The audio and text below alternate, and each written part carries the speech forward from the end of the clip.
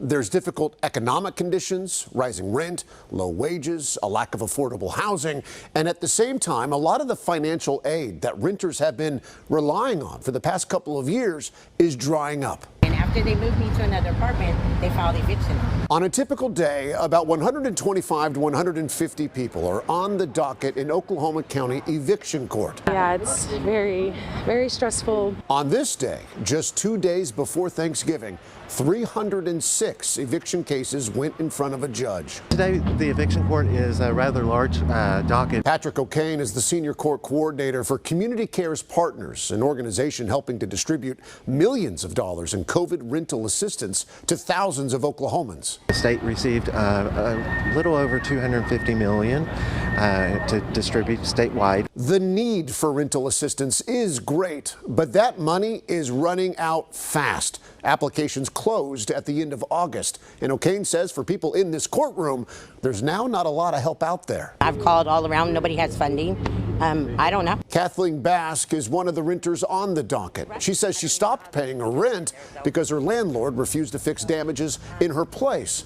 Kathleen says after months of complaining, she was told she could move to a different unit, but was given a notice of eviction 1 week later. You know, we'll have to try to go somewhere. You know, it's me, my daughter, and my grandson. There is no one reason why people end up here, but make no mistake, there are more people ending up in this courtroom this year. Eviction filings are up 51% compared to last year, up 88% compared to 2020. But eviction filings are also up from before the pandemic, up 29% from 2019 and up 30% compared to 2018.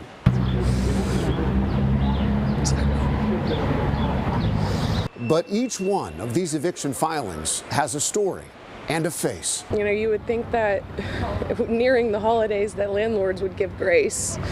And it's just not happening. Hunter McClung just had a baby in August, her first, and says she faced a difficult choice so many new parents have to make. Stay home and care for him, or stay at work and pay for childcare, which Hunter says would not leave enough money in the budget to live on. I just feel like I had to choose between him and doing something to make money, but even if I did that, I would have had to pay somebody to watch him, and it just feels like an endless cycle with no relief. She stayed home and received an eviction notice after she says she did not pay the previous month's rent. That's okay.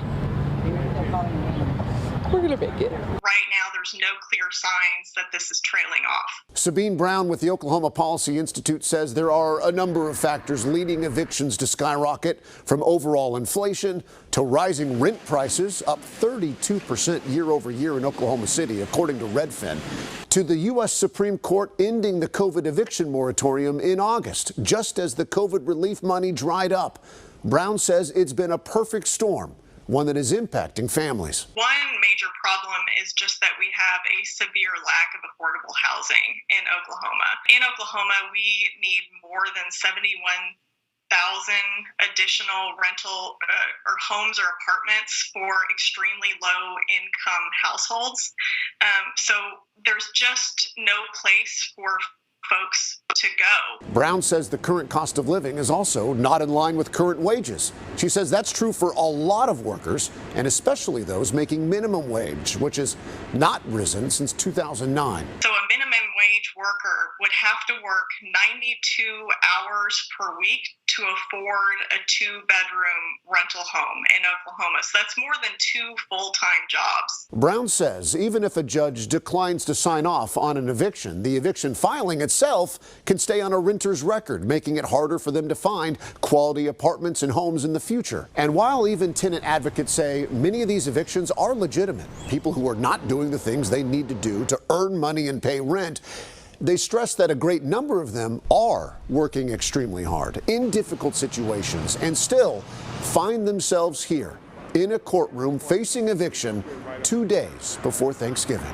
This is not one of their probably best days, and we try to make it as best as we can for them. I was very shocked when I walked in there. Of all the people, that is sad.